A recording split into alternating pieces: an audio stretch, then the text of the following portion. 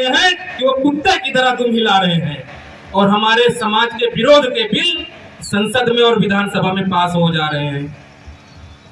यहाँ पर हमारे समाज को ये भी देखने की और सोचने की जरूरत है कि क्या वास्तव में जो कल्पना बाबा साहब ने की थी, जो डर था उनके अंदर कि कहीं आगे भविष्य में हमारे समाज के लोग क्या राजनीतिक दलों के गुलाम तो नहीं बन जाएंगे, उनका वही भय वही डर आज वास्तविकता में सामने है। आज जो भी पार्टियां सत्ता में हैं, क्या उनके अंदर हमारे समाज के नेता, मंत्री, विधायक, सांसद नहीं है? लेकिन फिर भी अभी एक बिल पास हुआ जन विश्वास, जिसमें 700 से भी अधिक मामलों में FIR दर्ज करने का प्रावधान खत्म कर दिया गया है। यह जानकारी आप लोगों को नहीं है ना?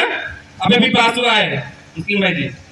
700 से अधिक मामलों में अब FIR दर्ज करने की कोई आवश्यकता नहीं है। उनको ये बताया गया कि ये मामूली घटनाएं हैं, इनसे कोर्ट के ऊपर दबाव पड़ता है, प्रेशर पड़ता है, इसलिए इसमें मामला पंजीकृत नहीं होगा। संविधान बच कहाँ रहा है? आपको पता है CRPC, IPC की धाराएं बदली गई और हम लोगों को यह बताया गया कि जो पहले की धाराएं थी वो अंग्रेजों की गुलामी की याद दिलाती हैं, इसलिए हम इसको BNS कर रहे हैं। हमको भी लगा चलिए अच्छा ठीक है, BNS कर दिए, भारतीय न्याय संहिता, लेकिन उसके अंदर आपने खोल कर देखा क्या बदलाव हुए हैं? हुए। एक घटना घटी यहीं पर फुर्सतगंज में, एक्सीडेंट में एक हमारे ही समाज के व्यक्ति की जान चली गई। दूसरा, एक व्यक्ति को पीट पीट के मार दिया गया वहीं बगल में ही सराय महेसा, केसरिया सलीम भोसरी, वहां का मामला था। उसमें तो ठीक मुकदमा लिख गया, लेकिन जो फतेहपुर मवैया का मामला था उसमें FIR नहीं दर्ज की गई। और क्या? सही बात। क्यों नहीं दर्ज की गई? क्योंकि CRPC बदल करके BNS कर दिया गया और CRPC में प्रावधान था कि अगर परिवार शंका जताता है कि मेरे आदमी की एक्सीडेंट के थ्रू हत्या की गई है, मेरे परिवार के सदस्य की, तो पुलिस की प्राथमिकता है कि वो FIR तुरंत दर्ज करेगा। लेकिन जब BNS की गई तो उसमें ये प्रावधान हटा दिया गया। पुलिस को अधिकार दे दिया गया कि अगर उसको लगेगा कि नहीं मामला दर्ज करना चाहिए तब वो करेगा और नहीं कहेगा तो वो नहीं करेगा। ये बदलाव कर दिया गया। हमको तो पता ही नहीं है। हमको तो बताया गया कि वो अंग्रेजों की गुलामी का प्रतीक था, अब ये हमारे देश का प्रतीक है। हमें तो लॉलीपॉप पकड़ा दिया गया। लेकिन वास्तव में संविधान में जो बदलाव हुए हैं बहुत ही चिंताजनक है। आपको पता है अभी नई घटना पश्चिम बंगाल की, आज तक भारत के इतिहास में ऐसा कभी नहीं हुआ कि चुनाव आयोग किसी पार्टी को, व्यक्तिगत किसी पार्टी को टैग करते हुए उसे नसीहत दे। भाई चुनाव आयोग का तो काम ही है निष्पक्ष चुनाव कराना, लेकिन उसने वहां की पार्टी TMC को टैग करते हुए लिखा कि अब तुम्हारा खेल खत्म है, धमकी देते हुए। और जब उनके इस CSC जो है उनके इस कार्यशैली का, कुछ कार्यशैली का विरोध वहां पर पर्यवेक्षक रूप में तैनात अनुराग यादव जो कि IAS हैं, उन्होंने इसका विरोध किया तो उनका पर्यवेक्षक पद से उनको हटा दिया गया। ये अभी कल परसों की घटना है। आप लोग देखिए और समझिए कि क्या चल रहा है खेल। अभी इसी मई में पंचायत चुनाव में प्रधानी के और जिला पंचायत के BDC के कार्यकाल खत्म हो जाएंगे, लेकिन चुनाव कब होंगे अभी तक कोई सुनिश्चित नहीं है। हो क्या रहा है? यानी कि वर्तमान सरकार कोई भी काम समय से करा क्यों नहीं पा रही है? खेल समझिए कि वो कराना नहीं चाह रही है या कोई दूसरा खेल चल रहा है। हर मामला हाई कोर्ट, भर्ती हो तो हाई कोर्ट, इलेक्शन का कोई मामला है तो हाई कोर्ट। अब ये पंचायत चुनाव का भी मामला लखनऊ हाई कोर्ट में विचाराधीन है। यानी अब हाई कोर्ट फैसला करेगा पंचायत चुनाव का, तब पंचायत चुनाव होगा। भैया ये पंचायत राज्य मंत्री के आलू छीलने के लिए बने हैं? इनका कार्य काम क्या है? 4.5 साल कर क्या रहे थे? OBC का गठन नहीं कर सके, नामांकन मतदाता सूची नहीं बना पाए, कर क्या रहे थे? इनका काम क्या है? इनको मंत्री पद की सुविधाएं क्यों दे रहे हैं? ये हमें आपको समझना होगा। पंचायत चुनाव जड़ होती है बड़े चुनावों की, चाहे वो विधानसभा हो चाहे वो लोकसभा हो। अगर पंचायत चुनाव में आपका नेतृत्व खत्म हो गया तो आप कल्पना करिए केवल कि विधानसभा में और लोकसभा में आपका प्रतिनिधित्व आएगा। ये सारी चीजें हैं, आपको सोचने और विचारने की जरूरत है। हम लोग केवल सामने से ऊपर से रैपर देखेंगे, कवर पेज देखेंगे, फ्रंट पेज देखेंगे कि भारतीय संविधान, लेकिन अंदर जो हमें बताया जाता है वो होता नहीं है। बहुत कुछ बदल जाता है और बदल रहा है।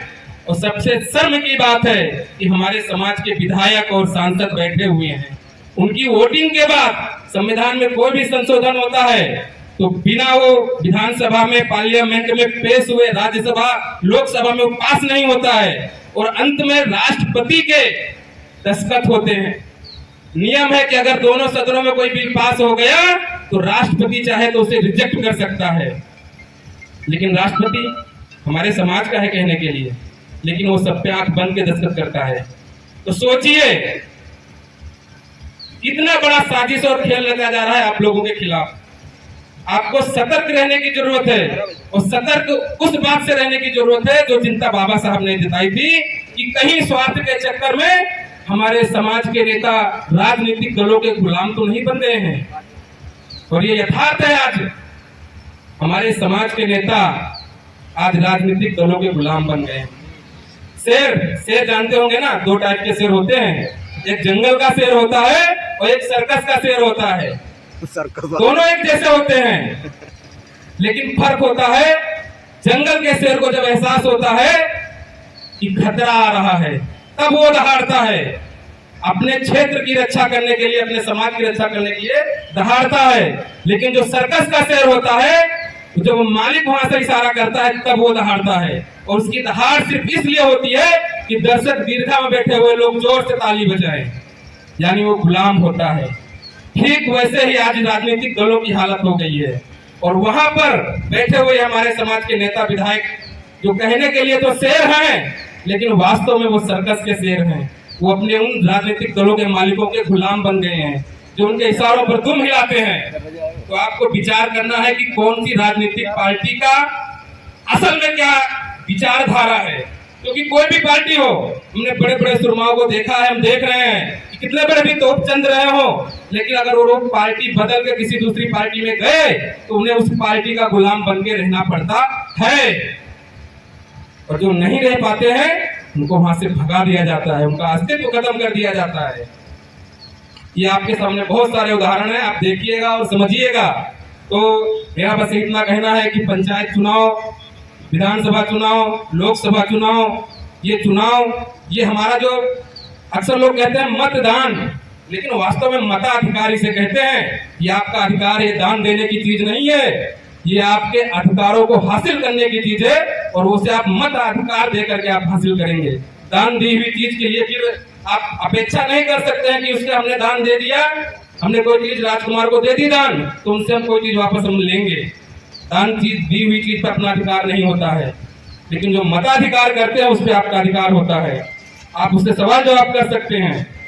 तो फर्क समझिए, अपने हक अधिकारों को समझिए, और खत्म होते आपके मौलिक फंडामेंटल राइट जो भी अधिकार हैं उनको आप समझिए कि मीठा जहर आपको दिया जा रहा है।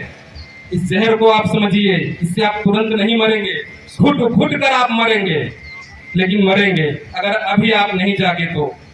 और समाज में बैठे दलालों से विशेषकर सावधान रहें, क्योंकि मैं समझता हूं मजदूर भी दो टाइप के होते हैं, एक मजदूर होता है और दूसरा बंधुआ मजदूर होता है। जो मजदूर होता है मेहनताना शाम को खड़ा होता है कि भाई मेरी 400 दिहाड़ी हुई, मुझे दो, लेकिन जो बंधुआ मजदूर होता है वो सिर्फ पेट पर पलता है। तो आप फर्क समझिए। मैं समझता हूं कि आज जो सत्ता में बैठे हुए हैं और वो अपने समाज के लिए आवाज नहीं उठा पा रहे हैं, तो वो बंधुआ मजदूर हैं, और ऐसे लोग आपके हक और अधिकारों की आवाज नहीं उठा सकते, इनसे दूर रहने की जरूरत है। मैं अपनी बातों के साथ अपनी बात को विराम देता हूं। कोई त्रुटि हो तो मैं क्षमा चाहता हूं।